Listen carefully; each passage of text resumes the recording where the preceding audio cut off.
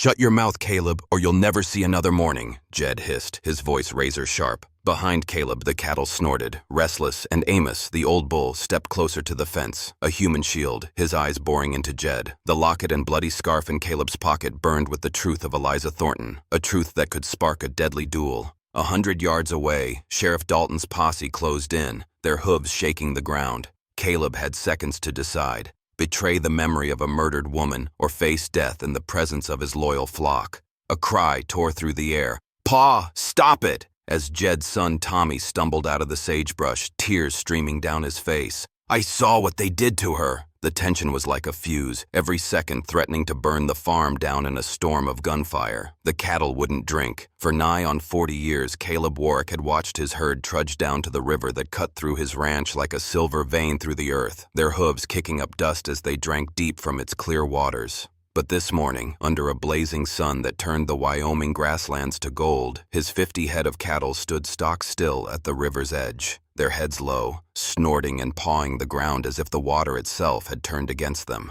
Caleb, his weathered face creased deeper by decades of wind and worry, pushed back his Stetson and squinted at the scene.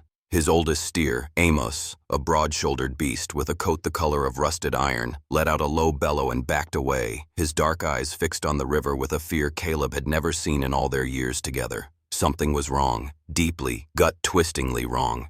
The air felt heavy, not just with the heat of late summer, but with a silence that pressed against his chest, broken only by the restless shifting of his herd.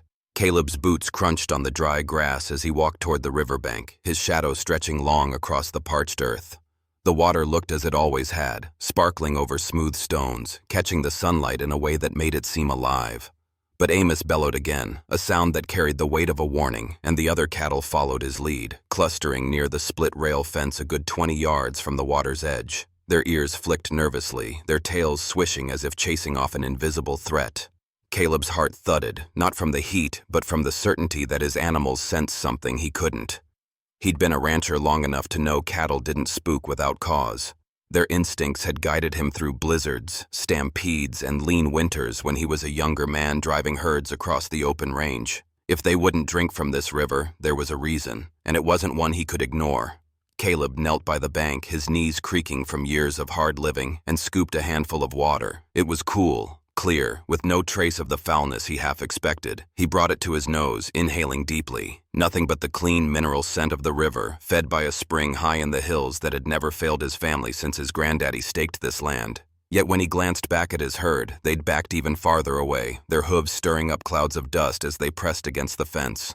Amos stood at the front, his massive head lowered, staring at the water as if it might rise up and swallow them whole. Caleb's stomach nodded. He'd walked this same path yesterday, and the cattle had drunk their fill without a moment's hesitation. What had changed? The ranch hadn't seen a storm in weeks, no flooding to stir up silt or debris. The fence lines were intact, the pastures unchanged. He scanned the river's path as it wound through his property, snaking toward the rugged hills that loomed in the distance like silent sentinels. The water came from that spring, pure and steady, a lifeline his family had trusted for generations. But something wasn't right, and the cattle knew it before he did. As he stood, brushing the dirt from his calloused hands, Caleb's eyes caught something that made his breath catch. There, in the soft mud along the bank, were footprints.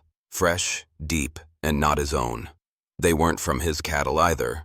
These were smaller, sharper, the kind left by horses, and alongside them were the faint tracks of wagon wheels pressed into the earth no more than a day ago. Someone had been here, on his land, without his knowledge. His pulse quickened, and he crouched to examine the tracks more closely. The hoofprints were uneven, as if the horses had been moving fast, and the wagon tracks veered close to the river before disappearing into the grass. Strangers didn't just wander onto a ranch this far from the nearest trail. His spread sat 10 miles from town, surrounded by rough country that discouraged casual visitors. Whoever had come here had a purpose, and the cattle's fear told him it wasn't a good one. Amos let out another low bellow, his eyes locked on the river, and Caleb felt a chill despite the morning heat. He reached for the old Winchester rifle he kept strapped to his saddle, resting on a post nearby, but hesitated. Shooting at shadows wouldn't solve this. He needed to know what was in that water, what had spooked his herd so badly they'd rather go thirsty than drink. Before he could take another step, a faint sound drifted from the hills above, a snap like a branch breaking underfoot. Caleb froze, his hand still hovering near the rifle. The sound came again, sharper this time, followed by the rustle of leaves. Something, or someone, was moving through the brush, and they were trying hard not to be heard. His eyes darted to the tree line, where the hills rose steep and shadowed, dotted with pines and scrub oak. Nothing moved, but the air felt charged, like the moment before a storm breaks. The cattle went silent, their restless shifting replaced by an eerie stillness, as if they too sensed the watcher in the hills. Caleb's mouth went dry. He eased himself behind a boulder near the riverbank, his heart pounding as he strained to hear more. The rustling stopped, but now there was something else. A low murmur, like voices carried on the wind, too faint to make out words, but close enough to raise the hairs on his neck. Whoever was out there wasn't just passing through, they were watching him, waiting. Caleb's mind raced. He thought of widow Hannah Grayson, his nearest neighbor who lived 3 miles down the valley. She'd stopped by last week with a basket of cornbread, her way of checking in on an old widower like him. She'd mentioned hearing strange noises at night, hooves on the trail, lanterns flickering in the hills. At the time, Caleb had chalked it up to coyotes or drifters, but now her words echoed in his head. "Folks in town are talking, Caleb," she'd said, her gray eyes sharp with worry. "Something ain't right out here." He hadn't paid much mind then, but now, with his cattle spooked and strangers' tracks on his land, he wished he'd listened closer. Hannah was no gossip. She'd lived through enough hard winters to know when trouble was brewing. Caleb made a mental note to ride over to her place later, see if she'd seen anything unusual. But first, he had to figure out what was wrong with his river. He edged closer to the water, his boots sinking slightly into the muddy bank. The river was shallow here, no more than a foot deep, but as he waded in, the cold bit at his ankles, sharper than he expected. He moved slowly, scanning the riverbed for anything out of place. The stones were smooth, worn by years of flowing water, but there was something else, a faint shimmer beneath the surface, half buried in the silt. Caleb bent down, his fingers brushing against something small and metallic. He pulled it free, his breath catching as he held it up to the light. It was a locket, silver and tarnished, with a delicate chain tangled around a root. His hands trembled as he pried it open, revealing a tiny engraving inside. E.T. Eliza Thornton. The name hit him like a punch to the gut. Eliza, the schoolteacher from town, had vanished 2 months ago. Her husband, a quiet blacksmith named Henry, had put up posters offering a $500 reward for any news of her.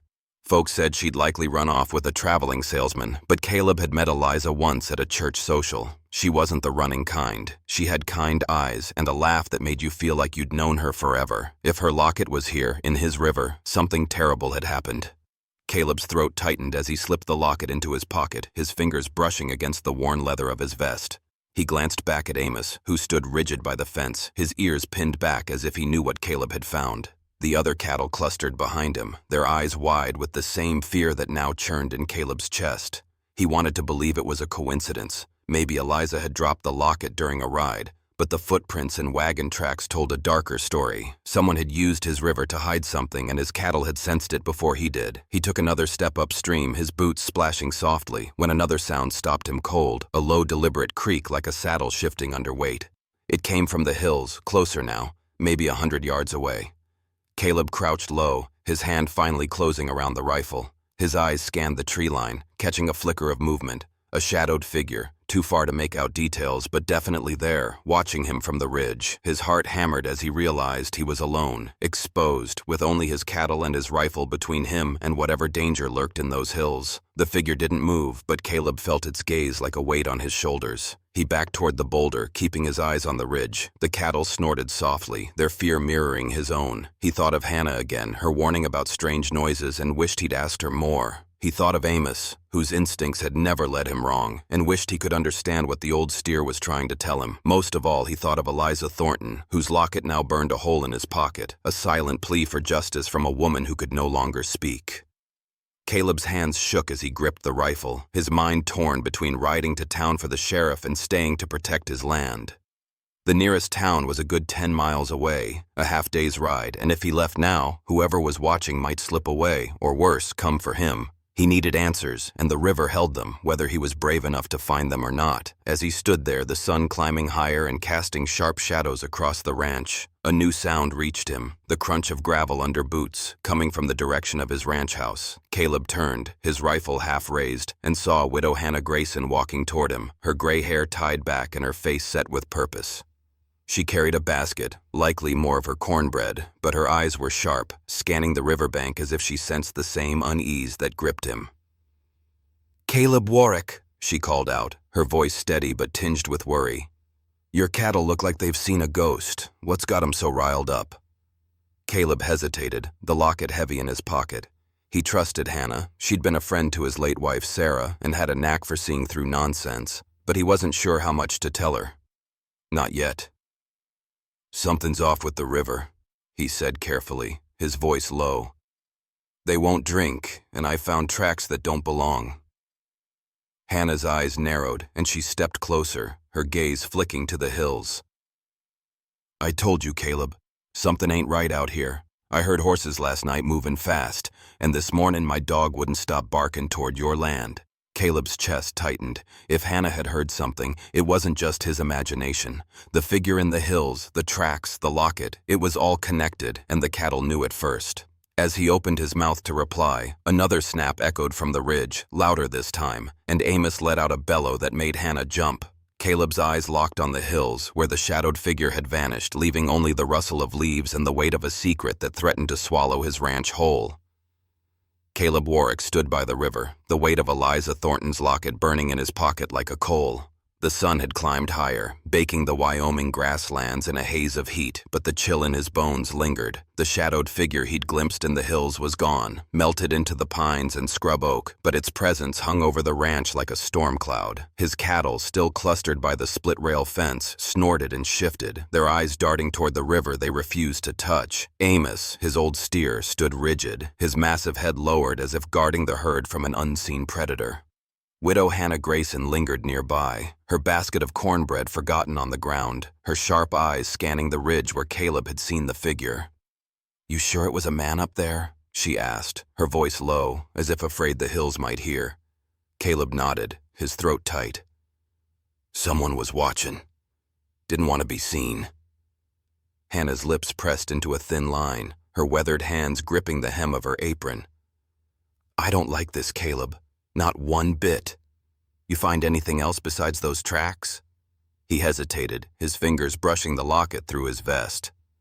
Telling Hannah might drag her into whatever trouble was brewing, but she'd already sensed it, same as his cattle. "Found something," he admitted, keeping his voice steady. "A locket, Eliza Thornton's." Hannah's eyes widened and she took a step back, her hand rising to her mouth. "Lord have mercy. Eliza? You sure?" Caleb pulled the locket from his pocket, holding it out so the silver caught the sunlight. The engraved initials, E.T., gleamed like an accusation. Hannah's face paled, and for a moment, she looked every bit of her 70 years. "Her husband's been half mad with grief," she whispered. "Posted rewards all over town. Folks thought she ran off, but I knew better. Eliza wasn't that kind." Caleb's gut twisted. He'd thought the same, but holding proof of her fate made it real in a way he wasn't ready for. "Someone brought her here," he said, his voice rough. "Used my river to hide what they did." Hannah's gaze flicked to the water, then back to the hills. "You think they're still out there?" Caleb didn't answer. He didn't need to. The cattle's fear, the tracks, the locket, they all pointed to something dark, something that hadn't left his land yet. He sent Hannah home with a promise to ride over if he found more, but her parting words stayed with him. "Be careful, Caleb. Evil don't always show its face outright." Alone again, he turned back to the river, his boots sinking into the muddy bank. The water flowed clear, but he couldn't shake the feeling it was hiding something worse than the locket. He needed to know more before the sheriff came poking around, asking questions he wasn't ready to answer. His eyes followed the river's path upstream, toward the bend where the tracks had been deepest. If there was more evidence, it'd be there, where the water slowed and the earth held secrets. But before he could move, the sound of hooves on the trail stopped him cold. Not from the hills this time, but from the direction of his ranch house, steady and deliberate. Caleb's hand went to his Winchester, propped against the boulder as he squinted through the dust. A rider emerged, tall and lean, his hat pulled low. It was Jed Harper, his neighbor from the next valley over, a man Caleb had never fully trusted. Jed's place was 5 miles east, close enough to share a fence line, but far enough to keep their lives separate. He wasn't the friendly type, always keeping to himself, and his sudden appearance set Caleb's nerves on edge. Jed reined in his horse, a wiry bay mare, and dismounted with a smoothness that belied his rough exterior. "Morning, Caleb," he called, his voice too casual for the tension in his shoulders. "Heard your cattle were acting up. Thought I'd check in." Caleb's eyes narrowed. News didn't travel that fast, not out here. "Who told you that?" he asked, keeping his tone even. Jed shrugged, his gaze flicking to the river. "Word gets around. Hannah mentioned something when I passed her place." Caleb didn't buy it. Hannah wasn't one to gossip, especially not to Jed, who'd barely spoken to her since he bought his land 3 years ago. "They're spooked," Caleb said, watching Jed's face for any tell. "Won't go near the river. Found some tracks that don't belong." Jed's jaw tightened, just for a split second before he forced a grin. "Probably just drifters. This country's full of them." But his eyes kept drifting to the water, and Caleb caught the nervous twitch in his fingers, like a man holding a bad poker hand. He decided to push. "Tracks were fresh, horses and a wagon. You see anybody passing through your place last night?" Jed's grin faltered, and he shifted his weight, his hand resting a little too close to the pistol on his hip.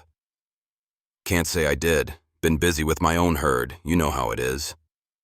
Caleb nodded, but his suspicions grew. Jed was hiding something, and the way he kept glancing at the river made Caleb's skin crawl. He thought of the locket, of Eliza, and wondered if Jed had seen more than he was letting on. "Well," Caleb said, keeping his voice light, "if you hear anything, let me know. I'm heading to town later to talk to the sheriff." Jed's eyes snapped to his, sharp and cold. "Sheriff? What for?" Caleb shrugged, testing the waters. "Just to be safe. River's acting funny, and I don't like strangers on my land."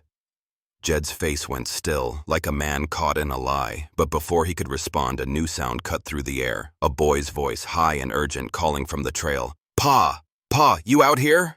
It was Tommy, Jed's teenage son, riding up on a scruffy pony. The boy was all elbows and knees, his face flushed from the ride, but his eyes were wide with something that looked like fear.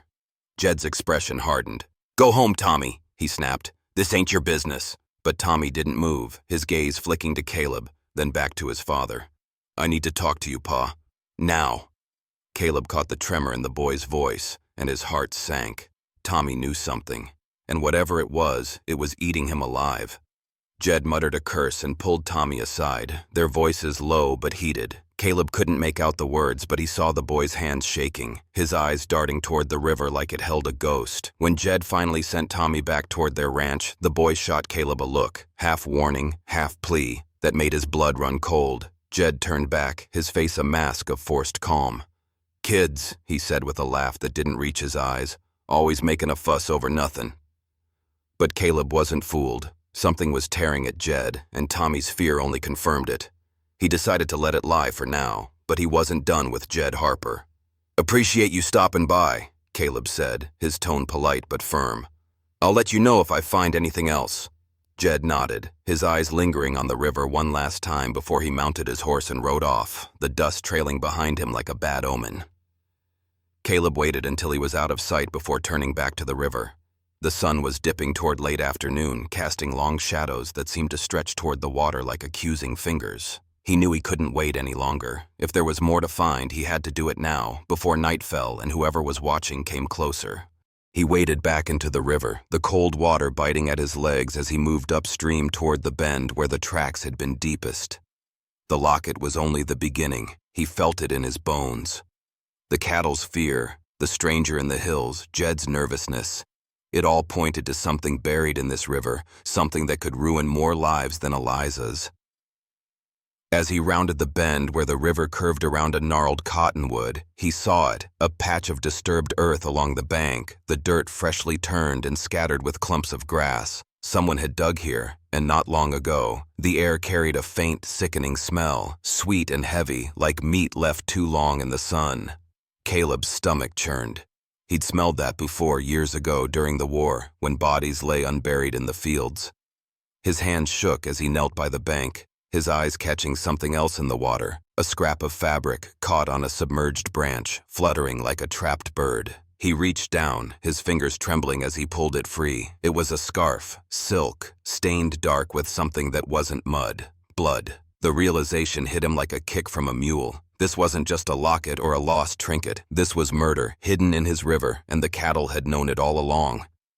Caleb's heart pounded as he tucked the scarf into his pocket next to the locket. He glanced around, suddenly aware of how exposed he was, standing in the open with evidence of a crime in his hands. The hills seemed to watch him, their shadows deeper now as the sun sank lower. He thought of Eliza, her kind eyes and gentle laugh, and felt a surge of anger mixed with grief. Whoever did this had used his land, his river, to cover their sin, and they'd counted on no one finding out. But Amos and the herd had sensed it, and now Caleb knew too. He started back toward the ranch house, his boots splashing through the shallow water, when a soft voice stopped him. "Mr. Warwick?" It was Tommy, crouched behind a boulder, his face pale and streaked with dirt. The boy's eyes were red, like he'd been crying, and his voice trembled. "You gotta stop looking," he whispered, glancing over his shoulder as if expecting his father to appear. "They'll hurt you if you don't." Caleb's chest tightened. "Who's they, Tommy? Your pa involved in this?" The boy's lip quivered, but he shook his head. "I can't say. But the river, it's bad, Mr. Warwick. Real bad. Just leave it alone." Before Caleb could press him, Tommy scrambled away, disappearing into the brush like a frightened deer. Caleb stood frozen, the scarf and locket heavy in his pocket. Tommy's warning confirmed what he'd feared. Jed was part of this, and he wasn't alone. As dusk settled over the ranch, casting the river in shades of gray, Caleb heard hooves again, this time from the main trail. Multiple riders, moving fast, their voices carrying through the still air. He recognized the lead rider's silhouette even from a distance. Sheriff Amos Dalton, his broad frame unmistakable under his wide-brimmed hat. The posse was coming, and they were coming now. Caleb's eyes darted to the hills where Jed's horse had disappeared not an hour ago. He thought of Tommy's fear, of the blood-stained scarf, of Eliza's locket, and then, as if summoned by his thoughts, Jed's voice called out from the direction of the ranch house. "Caleb, we need to talk." His neighbor stepped into view, his pistol now openly holstered, his face hard with something that wasn't fear anymore. It was desperation. "You found something in that river, didn't you?" Jed's voice was low, a threat wrapped in a question. "You'd be smart to keep it to yourself. Some things ain't worth dying for."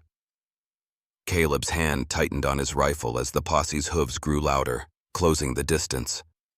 He was trapped between a man who'd helped hide a murder and a sheriff who might not believe his story. The cattle snorted behind him, Amos stepping closer as if to shield him, and Caleb knew he had only moments to decide whether to face Jed's threat or trust the law to uncover the truth buried in his river. The air over Caleb Warwick's ranch hung heavy with the dust kicked up by Sheriff Amos Dalton's posse, their horses' hooves thundering closer as the sun dipped low, painting the Wyoming grasslands in hues of amber and shadow. Caleb stood by the river, his hand tight on his Winchester, the locket and blood-stained scarf in his pocket feeling heavier than a sack of lead. Jed Harper faced him, his pistol holstered but his hand hovering close, his eyes cold with a desperation that screamed guilt. "You don't know what you're messing with, Caleb," Jed hissed, his voice low and sharp like a blade. "Keep your mouth shut and you might live to see another sunrise." Behind Caleb, his cattle snorted, their fear as palpable as the tension between the two men. Amos, his trusted steer, stepped closer to the fence, his massive frame a silent shield, his dark eyes fixed on Jed as if he sensed the danger in the air. Caleb's heart pounded, not just from Jed's threat, but from the weight of the choice before him. The locket, engraved with Eliza Thornton's initials, and the scarf soaked with her blood, were proof of a crime that had defiled his river, his land, his home. Eliza, the schoolteacher with the kind laugh, deserved justice, but speaking up could spark a gunfight, and with the posse closing in, there'd be no hiding the truth.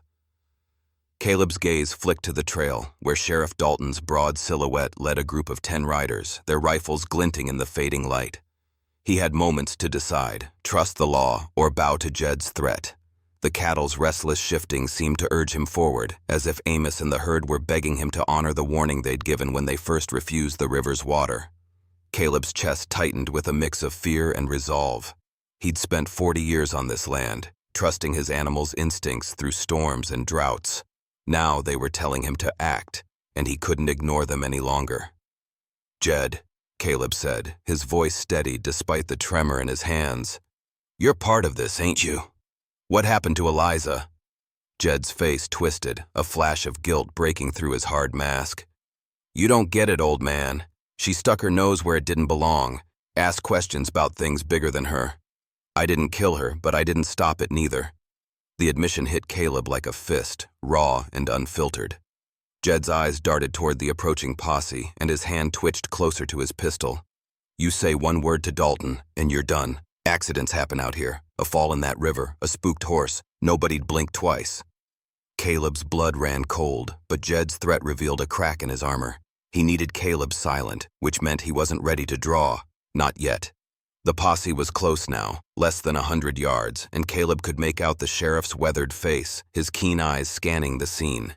Amos Dalton wasn't just a lawman. He was a man who'd seen enough of the frontier's darkness to read a situation like this. Caleb took a slow step back, positioning himself so Amos the steer stood between him and Jed. You're scared, Jed, he said, keeping his voice low. Scared 'cause you know what's in that river. And I ain't the only one who's gonna find it. Jed's jaw clenched, but before he could respond, a young voice broke the tension. Pa, stop it! Tommy, Jed's teenage son, stumbled out from behind a clump of sagebrush, his face pale and streaked with tears. Don't hurt Mr. Warwick, it's gone too far. Jed whirled on his son, his voice a snarl. Boy, I told you to stay home. But Tommy's eyes locked on Caleb, pleading. I saw him, Mr. Warwick. I saw what they did to her. I didn't wanna, but Pa made me help move her. Caleb's heart sank, the boy's words confirming the horror he'd feared. Tommy was just a kid, caught in his father's sins, and the weight of that guilt was breaking him. Sheriff Dalton reined in his horse at the ranch gate, his men fanning out behind him, their hands resting on their rifles. The air crackled with tension as the lawman dismounted, his boots kicking up dust as he approached. Caleb, Jed, he called, his voice calm but carrying the weight of authority. Heard there's trouble out here. Care to explain why your cattle won't drink, Caleb? His eyes flicked between the two men, then to Tommy, who stood trembling, his hands balled into fists. Caleb felt the locket and scarf burning in his pocket, Eliza's memory demanding he speak. But Jed's hand was now on his pistol grip, and the posse was still spreading out, not yet close enough to stop a shot. Caleb's mind raced. If he showed the evidence now, Jed might draw, and blood would spill before the truth could. But if he stayed silent, Eliza's killers would walk free, and his river would remain a grave. Amos, the steer, snorted loudly, stepping closer to the fence, his eyes fixed on Caleb as if urging him to act. The cattle had sensed the evil in the water first, had trusted him to listen. Now, it was his turn to trust them. Caleb took a deep breath and reached into his pocket, pulling out the locket. The silver caught the last rays of sunlight, glinting like a beacon. Found this in the river this morning, he said, his voice clear and firm, loud enough for the posse to hear. It's Eliza Thornton's, and there's more. Blood on a scarf, fresh dirt up by the bend. Someone used my land to hide a murder. The effect was immediate. Dalton's eyes widened, his hand moving to his revolver as he recognized the locket. Jed's face drained of color, and he took a step back, his hand frozen on his pistol. Tommy let out a choked sob, sinking to his knees. I'm sorry, Mr. Warwick, the boy whispered. I didn't want no part of it. The sheriff's men moved fast, circling Jed before he could draw. Drop your hand, Harper, Dalton barked, his revolver now drawn and steady. Jed's shoulders slumped, the fight draining out of him as two deputies stepped forward, disarming him and binding his wrists with rope. You don't understand, Jed muttered, his voice hollow. It wasn't just me, Vernon Cole. He's the one who gave the orders. Caleb's breath caught. Vernon Cole, the slick businessman from town who owned half the saloon and most of the bank's loans, had always seemed untouchable. If he was behind Eliza's death, this went deeper than a single crime. Dalton's eyes narrowed. Cole, huh? We'll deal with him, but you're coming with us, Jed. And you, Tommy. Start talking. The boy nodded, tears streaming down his face as he stammered out what he'd seen. 3 men, including his father and Cole, dragging a body to the river under cover of night. Eliza had been asking questions about Cole's dealings, smuggled goods, bribes, maybe worse, and she'd paid for it with her life. Caleb's chest ached as he listened, picturing Eliza's kind face, her courage undone by greed. He glanced at Amos, who stood calm now, as if the steer knew the truth was finally out. Dalton turned to Caleb, his expression grim but respectful. Show me where you found that locket, Caleb. We're searching that river. Caleb led the posse upstream, his boots splashing through the water as he pointed out the disturbed earth near the cottonwood. The deputies worked quickly, digging through the muddy bank as the last light faded. The smell of decay grew stronger, and Caleb's stomach churned as they uncovered what he'd dreaded. Eliza's body, wrapped in a tarp, her face pale but unmistakable. The men fell silent, some removing their hats, others muttering prayers. Dalton knelt beside her, his jaw tight. "She didn't deserve this," he said softly, "but we'll make it right." Caleb nodded, his throat too tight to speak. He thought of Eliza's husband, Henry, waiting in town for news that would break him. He thought of his river, defiled by men who thought they could bury their sins.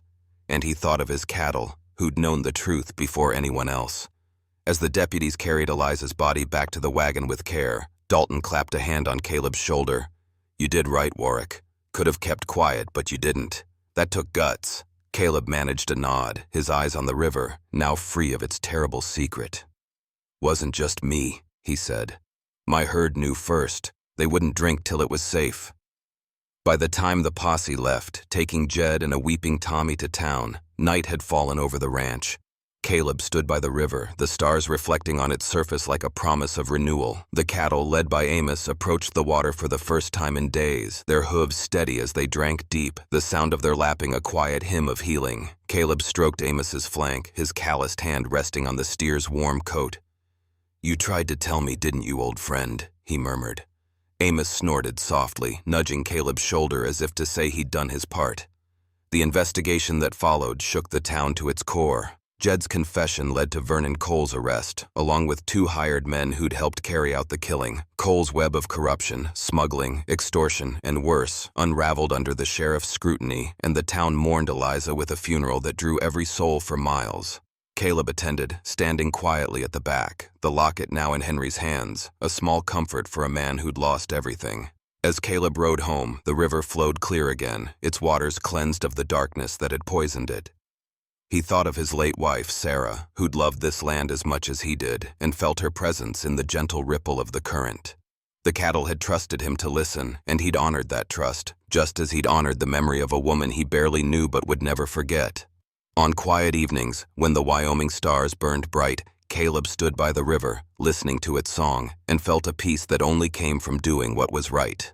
Caleb Warwick's story in The Old Man noticed his cattle refused to drink from the river. Until he waded into it, is a powerful tale of instinct, courage, and justice that resonates deeply, especially for those of us who value the wisdom gained from a life well lived. Set against the rugged Wyoming frontier, the narrative captures the essence of American resilience, trusting one's gut, standing firm in the face of danger, and doing what's right, even when it's risky.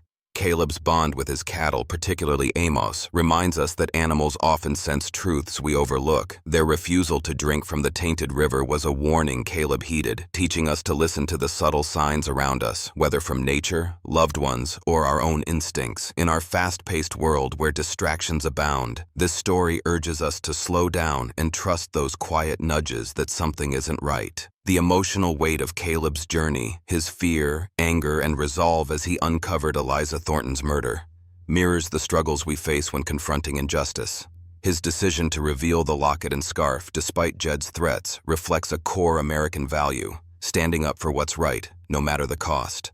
For seniors, this resonates as a reminder that age doesn't diminish our duty to act with integrity. Caleb's courage shows that one person, even alone, can spark change, inspiring us to speak out against wrongdoings in our communities, whether it's a neighbor in need or a larger societal issue. The story also highlights the power of community. Sheriff Dalton, Widow Hannah, and even young Tommy played roles in uncovering the truth, reminding us to lean on others and build trust with those around us. Applying these lessons, we can practice listening more closely to our instincts, our environment, and the people we care about. Like Caleb, we should act decisively when faced with moral dilemmas, whether it's reporting a concern or helping someone in distress. The story also teaches us to honor the legacy of those who came before us, like Eliza, by ensuring their stories aren't buried. In our lives, this might mean volunteering, mentoring, or simply being a voice for those who can't speak for themselves. If this story of courage and justice moved you, hit that like button to show your support. Share it with friends and family to spread its powerful message. Don't forget to subscribe for more unforgettable tales from the frontier and drop a comment below. Tell us what lessons you took away or how you've trusted your instincts to do what's right. Your engagement keeps these stories alive, so let's keep the conversation going.